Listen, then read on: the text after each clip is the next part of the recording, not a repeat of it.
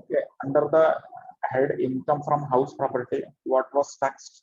Annual value from house property, correct? Annual value from house property.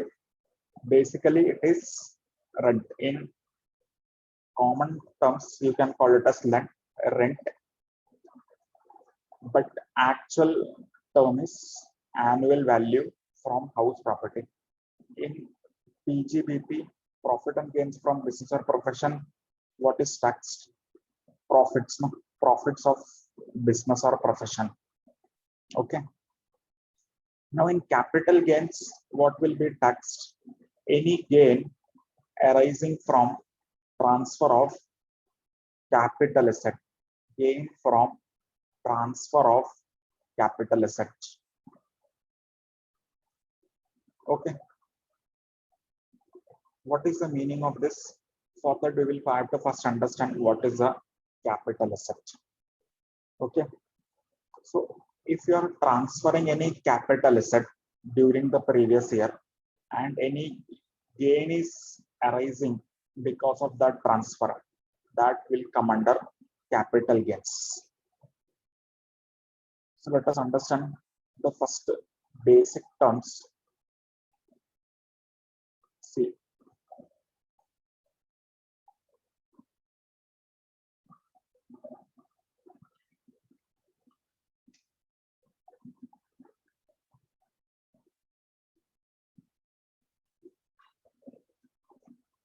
See, in this unit on capital gains, we begin our discussion with the definition of capital asset and transfer. So two things are important. First, it is important to understand what is a capital asset and what is a transfer. Okay. So first two things are capital asset and transfer. Then we will understand the types of capital asset and types of capital gains.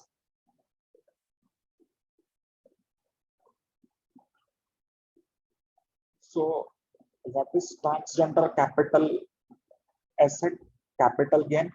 Any transfer of capital asset, if it gives gains or profit, it will be taxed under head capital gain. So you can note and keep any profit or gains arising from transfer of capital asset will be taxed under capital gains, under the head capital gains. So what is taxed under capital gains? Any profit or gains arising from transfer of capital asset will be taxed under capital gains. Clear?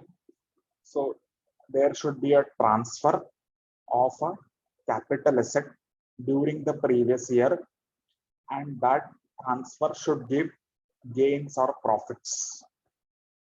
Then that gain or profit will be taxed under capital gain. Clear? So what income will come under capital gain? Any gain or profit from transfer of a capital asset. Clear? That gain will be taxed under capital gains.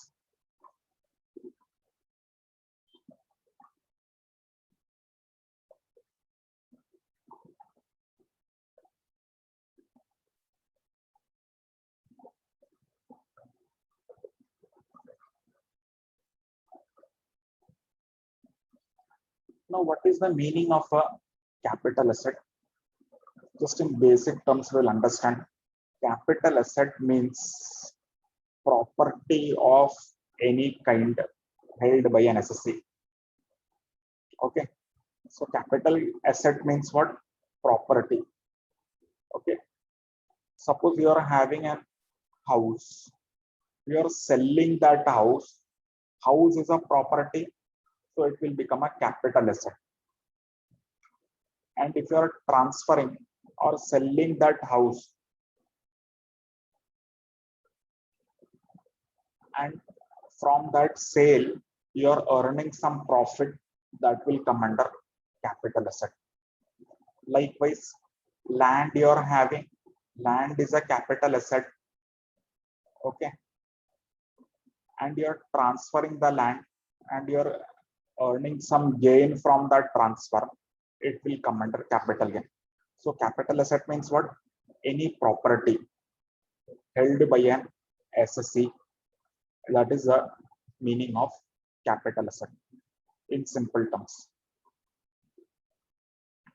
Okay. So capital asset means what? Property of any kind held by an SSC. That is the meaning of capital asset. So you can note and keep, capital asset means property of any kind held by an SSC. Now property can be movable also, immovable also. Like shares, it is also capital asset. Shares is also property, it will be coming under capital asset. Okay, land, building, etc. All these are property, so that will come under capital asset.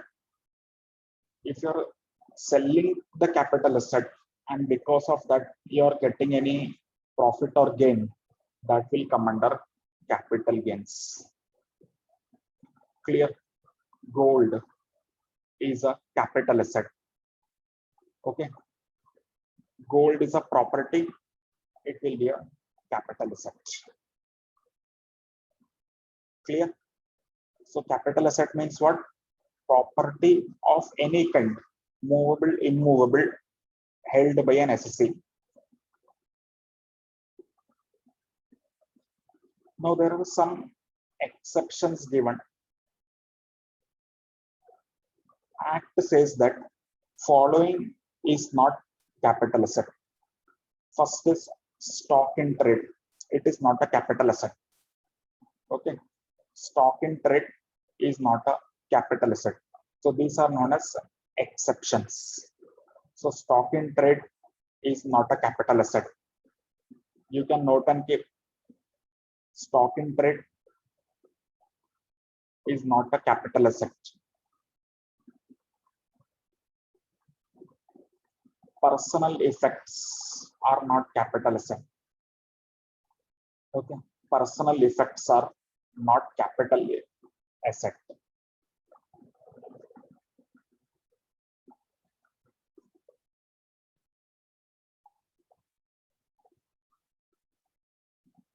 What is a personal effect? Let us understand that. Personal effect is a movable property including wearing apparel and furniture held for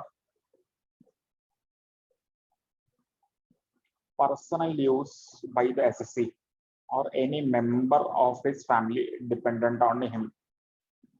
Okay. So what is a personal effect? Any movable property used for personal use of the SSC. It is a personal effect. An act says that personal effect is not a capital asset. Okay. For example, any cricketer is there. Okay. He is selling his T-shirt for rupees 10 crores. Okay. So one cricketer is there. So one fan of the cricketer was interested to purchase his T-shirt with autograph, and he sold that for 10 crores. Okay. Now this 10 crore will not come under capital gain because T-shirt is a personal property, personal effect. So Act says that any personal effect will not come under capital gains. Okay. So understood. So wearing apparel is a personal effect. So if some celebrity etc. is selling their personal property to their fans etc. at a very hefty amount, huge amount, that will not come under capital gains. Okay, because it is will come under personal effect, and personal effect is not a capital asset. Okay, so two exceptions we have seen. First is stock in trade, second is the personal effect, will not come under capital gain, will not come under capital asset. Third is the rural agricultural land in India. So if any agriculture land is situated in rural area, it will not come under capital asset. So three exceptions we have seen. Okay, so this much is important. So you have to remember, capital gain will arise if there is a transfer of a capital asset, and capital asset means what? Any property, movable or immovable, held by the SSC, and there is a transfer of a capital asset, and that transfer is giving arise to gains during the previous year. An exception to capital asset, stock in trade, personal effects, rural agricultural land. So these are not capital asset.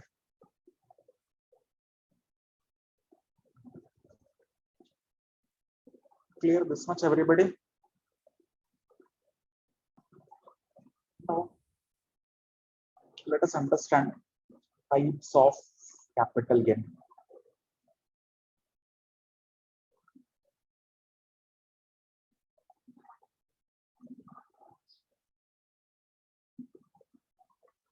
So capital gains are of two types: long-term capital gain and short-term capital gain. Okay, capital gain is of two types: long-term and short-term. Okay, what is this long-term and short-term? Let us understand. Long-term capital gain will arise from transfer of a long-term capital asset. So if you are transferring a long-term capital asset, it will be long-term capital gain. And if you are transferring a short-term capital asset, it will be short-term capital gain. Okay, so if there is a transfer of a long-term capital asset, it will be long-term capital gain. If there is a transfer of a short-term capital asset, it will be short-term capital gain. Now, for that, we will have to understand what is a long-term capital asset and what is a short-term capital asset.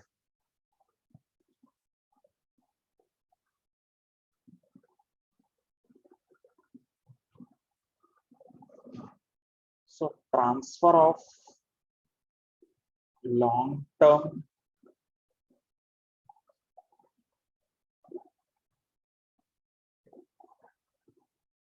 capital asset will give rise to long-term capital gains. So transfer of long-term capital asset will be long-term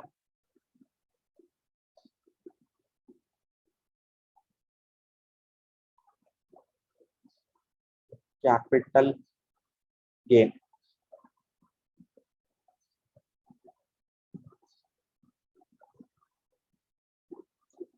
Okay, so if a gain is a long-term or short-term, capital gain is a long-term or short-term, we will have to understand the nature of the capital asset, whether the capital asset is a long-term or it is a short-term.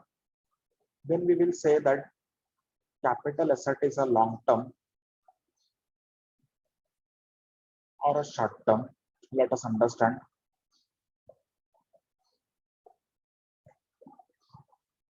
For that, we will have to divide the capital asset into different categories.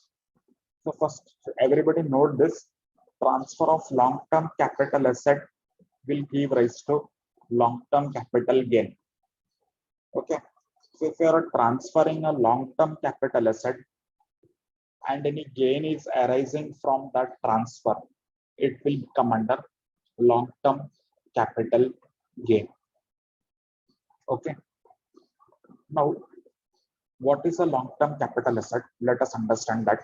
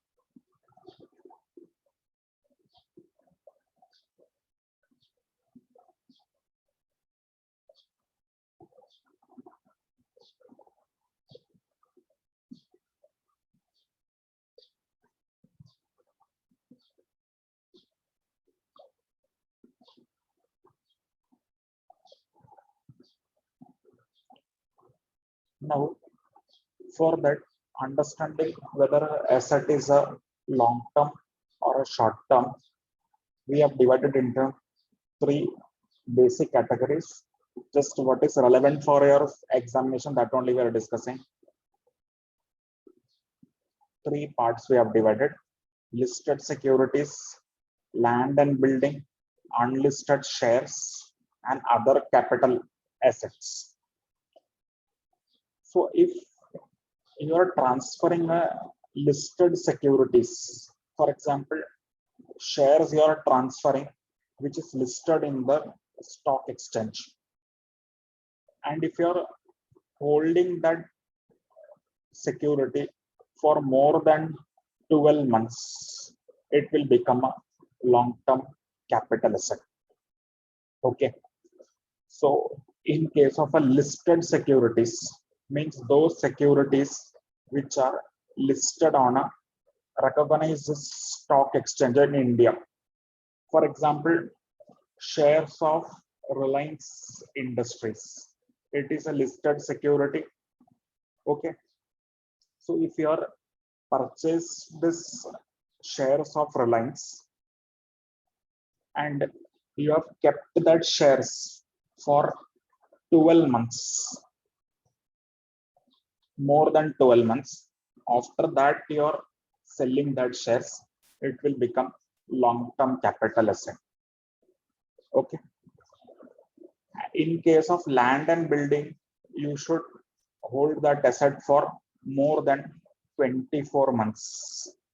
Unlisted shares, 24 months. For other assets, it is 36 months. Okay. Here you have to see it should be more than, means at least 1 day more you should hold that asset.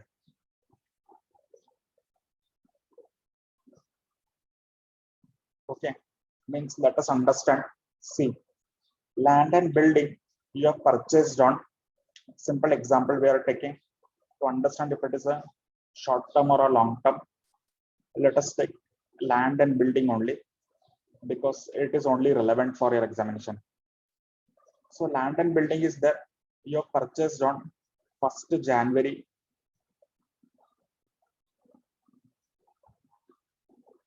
2018. Okay, this is the date of purchase. Okay, and you're selling that building on, let us assume, 1st February 2021. This is the date of sale. Now we have to calculate how many months you have held that land and building with you. So date of purchase is 1st January 2018 and you have sold that property on 1st February 2021.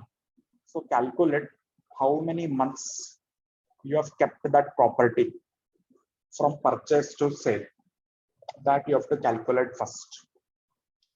Okay, so since you have purchased that property on 1st January 2018, so how many months you have kept that property with you? You can calculate, no? 2018 will be 12 months. Then 19 you have kept that property. 20 also you have kept that property, and 1 month in 21. So you have kept that property for how many months? 37 months.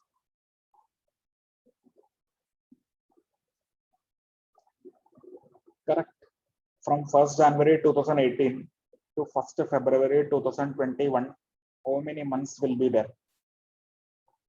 Okay, 2018 12 months, 19 12 months, 20 12 months, and here in 21 1 month you are kept that property. So total you are kept for 37 months. Okay, and it is more than 24 months. So we'll say that this will be a long-term capital asset, and gain arising from this transfer will be long-term capital gain. Clear? Now let us assume another example. Date of purchase we will keep same only date of sale we will change. Suppose you are selling that property on 1st February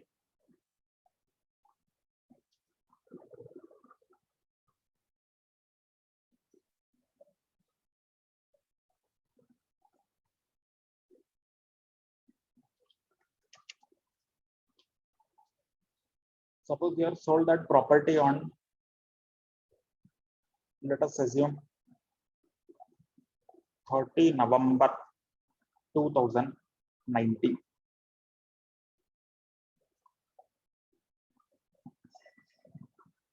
Okay, so you have purchased the property on 1st January 2018. You have sold the property on 30 November 2019. So how many months you have held that property? 12 months in 18 and 11 months in 19. So you have held that property for how many months? Land and building.